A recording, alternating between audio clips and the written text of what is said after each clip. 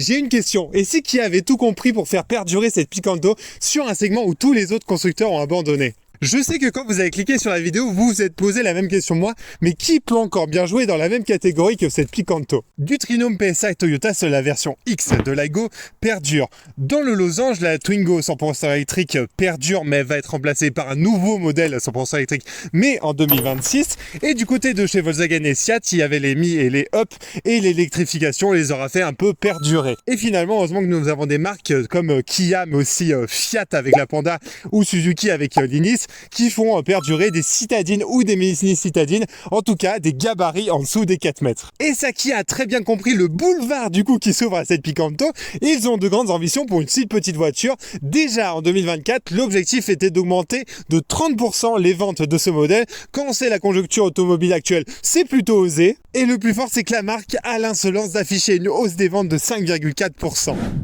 Bon, Kia en peu de temps s'est imposé comme l'une des marques fortes du segment généraliste évidemment.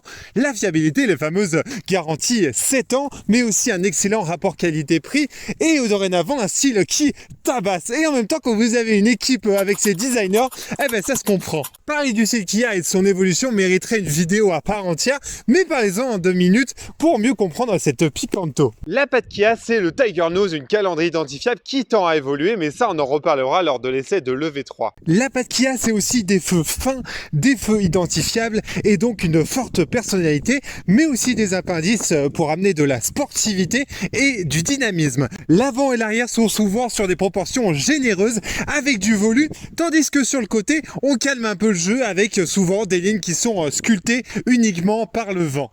C'est la tendance chez les généralistes, la marque monte en gamme, le style s'affirme, même s'il part encore un petit peu dans tous les sens.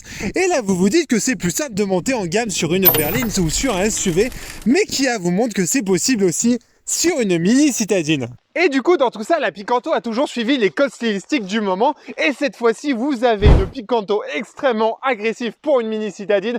On sent qu'elle est allée à la salle, coachée par le V3, le V9 et le Sorento. Avoir une signature lumineuse aussi impactante, c'est devenu courant sur les autres segments. Mais sur une mini citadine, c'est surtout bluffant. Et du coup, on s'est fait coacher par les grands frères, le Sorento avec ses feux et la signature lumineuse, notamment le Sportage qui arrivera prochainement. Ah bah avec l'arrivée du 100% électrique, ça doit être compliqué chez les designers d'imaginer un nouveau Tiger Nose. Et c'est plutôt malin d'avoir donné une calandre spécifique évoluée à cette Picanto pour lui donner du caractère. Les designers n'ont pas plaisanté avec cette finition en GT Line. On sent que Kia veut orienter ses clients vers cette mini citadine robuste et sportive. La Picanto, c'est un peu la mamie au coin du feu qui te raconte comment elle est passée d'une mini citadine rondouillarde, toute mignonne, à une Picanto qui allait à la salle, qui est bodybuildée. Cette signature de clignotant fait très EV6 aussi, surtout avec le V6 qui va lui aussi être restylé prochainement. Et ce bloc optique, ce traitement lumineux qui fait là encore très Sorento. Et du coup, vous avez vraiment un traitement de SUV, de 4x4 sur une mini citadine. Et c'est ça qui est plutôt réussi en fait sur ce fort restylage. Un Tiger Nose donc spécifique à cette finition en GT Line. Et il n'y a pas que ça d'ailleurs qui est spécifique. Vous avez le pare-choc et là les designers se sont lâchés, ont apporté du muscle et de la robustesse avec plein d'appendices. Et ce qui fait d'ailleurs la recette de chez Kia, comment donner du caractère avec plein d'artifices. Regardez, vous avez des entrées d'air qui sont factices ici et ici avec différents jeux de matière et de texture. Là on amène de la robustesse avec une intégration de carrosserie dans le pare-choc. D'ailleurs, ce pare-choc est traité beaucoup plus finement sur cette finition GT Line. Et ensuite, vous avez une pseudo-lame pour abaisser le centre de gravité, même si la voiture, c'est pas la plus haute. Mais du coup, vous avez vraiment un fort caractère, une forte personnalité, aidée avec ce traitement qui est spécifique et qui la différencie clairement des deux finitions. Sur le côté, vous vous dites, mais de quoi on va parler puisqu'on a clairement calmé le jeu, mais rappelez-vous déjà qu'on est sur un restylage qui est quand même très fort sur l'avant et sur l'arrière.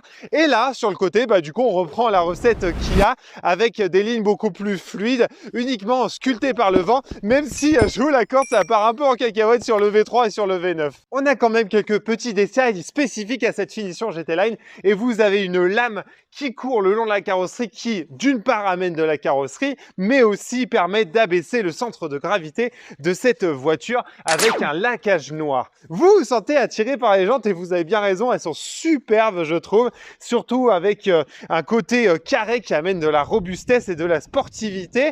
Vous les avez donc spécifiquement sur cette finition GT Line, puisque en entrée de gamme, ça sera des jantes de 14 pouces en tôle et vous avez en milieu de gamme pour 300 € des 14 pouces en alliage.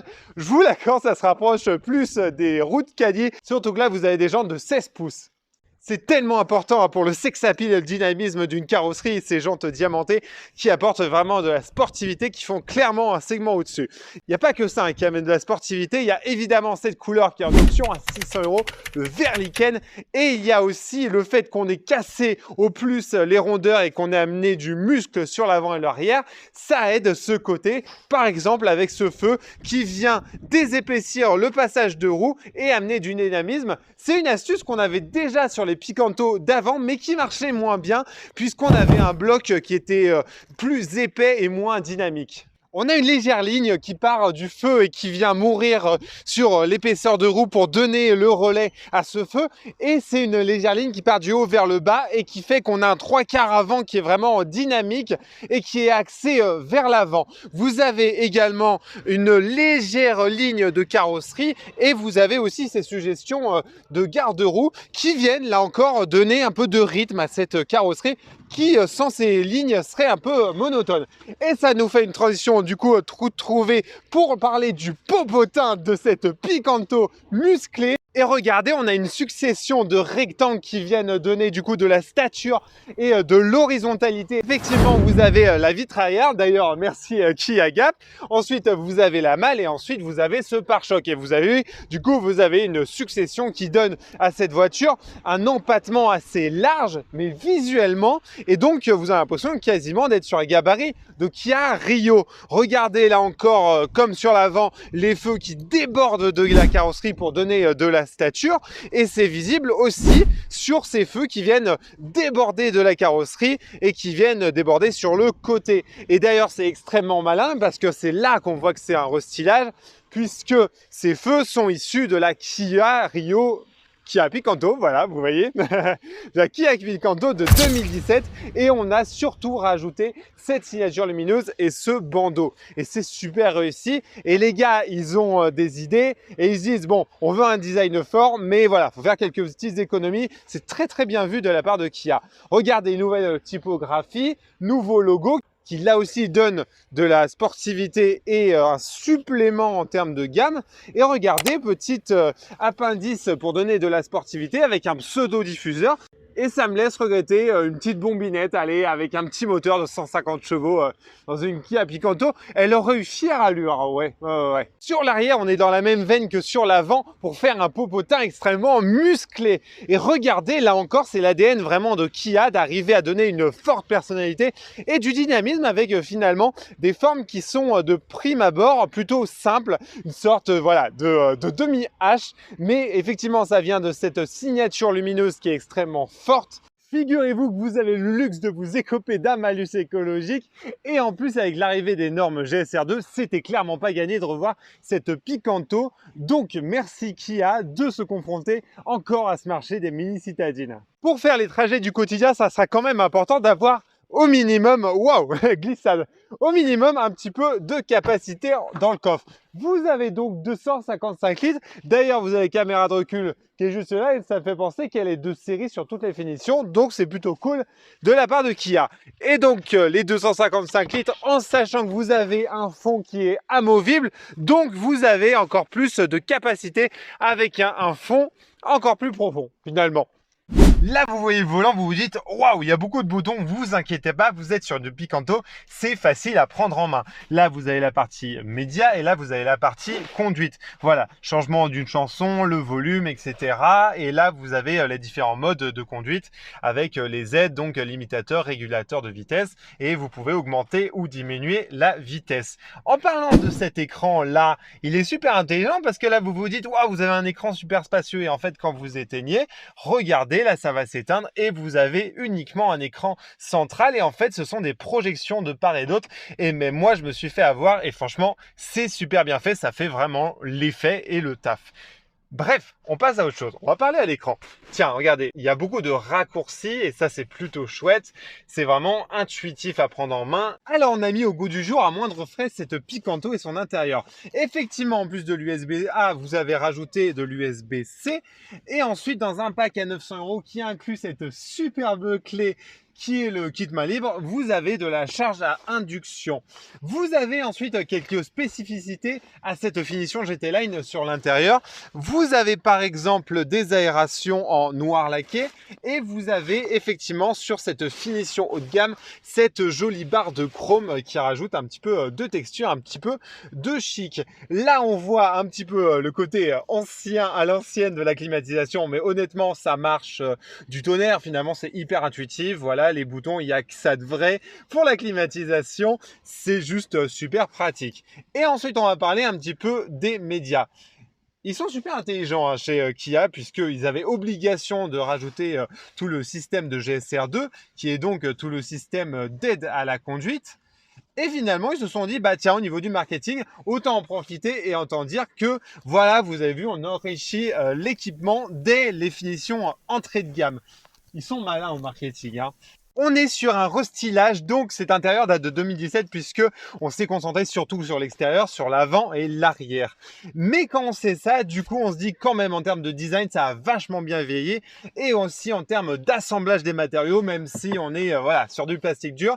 Faut se souvenir, on est sur une mini citadine du segment A, donc on ne peut pas exiger plus. Mais du coup, qu'est-ce qui différencie l'ancienne Picanto et la nouvelle? On va jouer au jeu des 7 différences. On va un peu parler de l'écran. Regardez, hop, c'est super intuitif et ça c'est plutôt cool. C'est encore plus intuitif d'ailleurs quand vous utilisez Android Auto ou Apple CarPlay sans fil de série, ça fait plutôt plaisir. Et en plus, ça se connecte super facilement à la voiture et donc c'est un vrai confort. Mais regardez, hop, voilà, c'est très fluide. Hop, voilà, donc carte, navigation, là pour changer les radios ou les musiques, la radio, les médias, au Bluetooth, Android Auto et le setup. Et ça c'est super important ce menu puisque vous pouvez aller dans véhicule, limitation de vitesse et désactiver cette alerte de vitesse de dépassement qui devient un peu intempestive. Vous êtes dans une zone 30 ou une zone 50, vous passez à 53 ou 54 et là ça va biper.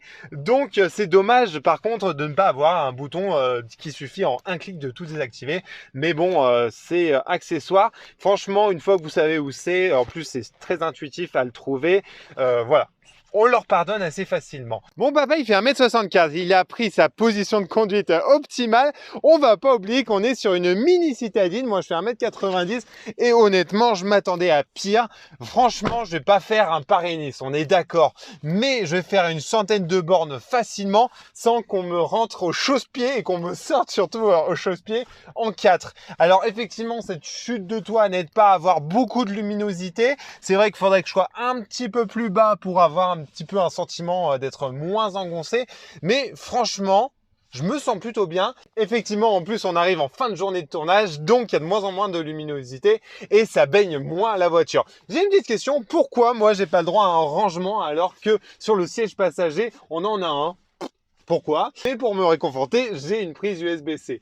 On avait laissé le moteur de 79 chevaux boîte manuelle, une mécanique éprouvée déjà, sans oublier la garantie 7 ans, et fallait au moins ça. Bon, même si vous avez un poids plume, le moteur de 60 chevaux risque de montrer assez vite ses limites. La Picanto, c'est un peu comme un Jack Russell, petite, agile et toujours prête à bondir. Bon, sous le capot, vous avez pas un énorme moteur, mais un petit 3 cylindres qui clairement fait le taf, et c'est un peu dommage par contre de ne plus avoir ce moteur de 100 chevaux qui à mon avis donnait des ailes pour le coup à cette Picanto. Bon, vous serez pas catapulté lors de l'accélération, mais en restant haut dans les tours, le moteur se révèle assez volontaire avec de la relance. C'est là du coup qu'il ne faut pas écouter la voiture qui, pour l'éco-conduite, va vous demander de passer à chaque fois un ou deux rapports supplémentaires. Alors c'est faisable, mais par contre si vous avez une montée à l'horizon ou si vous vient même l'idée de dépasser, là il faudra tomber un ou deux rapports pour avoir de la relance. Même si avec ce sacré ressillage elle paraît plus imposante et les dimensions sont finalement les mêmes. 3,60 m de longueur pour 1,59 m de large et donc vous pourrez vous faufiler partout, clairement la ville est son élément. Mais non, on ne s'y attendait pas, ça serait pas une mini citadine cette Picanto? Oui, mais on s'est amusé à l'emmener dans les routes de montagne qui n'a clairement pas son terrain de prédilection et finalement... Bon, c'est pas une Clio RS, hein, on est d'accord, mais honnêtement, si tu rentres trop fort dans un virage, déjà, il va te rappeler très gentiment que ce n'est pas une GT3, mais vous avez un châssis sain, un poids léger, et du coup, ça la rend facile à emmener dans les virages. Attention par contre à rester haut dans les tours pour ne pas perdre l'élan. Un si petit gabarit influence forcément la vie à bord? Oui et non. Je fais 1m90 et honnêtement, même si le volant n'était pas réglable en profondeur, je me sentais à l'aise. Bon, par contre, je ne garantis pas le confort des passagers à l'arrière. J'ai parlé du coffre, l'un des meilleurs de sa catégorie, mais par contre, je n'ai pas parlé de la capacité 1010 litres une fois la banquette rabattue. C'est juste colossal. Vous pouvez faire un déménagement avec cette Picanto. On peut remercier Kia et Hyundai au passage qui continuent dans ce segment abandonné par tous les constructeurs ou presque. Et cette Picanto est un choix pertinent pour une voiture secondaire pour les trajets du quotidien ou plus, voire pour un couple en fait sans enfants. Et merci du coup à ces deux marques de proposer encore des voitures abordables, même si cette Picanto augmente en tarif depuis quelques années, ça reste quand même un choix abordable pour une voiture moderne avec tout le confort et la technologie actuelle. Merci beaucoup à la concession Kia Gap de nous avoir permis de réaliser le test de la Picanto. Merci également à Philippe Meignier de nous avoir accueillis dans son atelier pour réaliser cette vidéo. Je vous mets tous les réseaux sociaux et leur site internet en description. Dites-moi en commentaire ce que vous pensez de cette Picanto, on en discute et on se retrouve bientôt pour une nouvelle vidéo. Salut!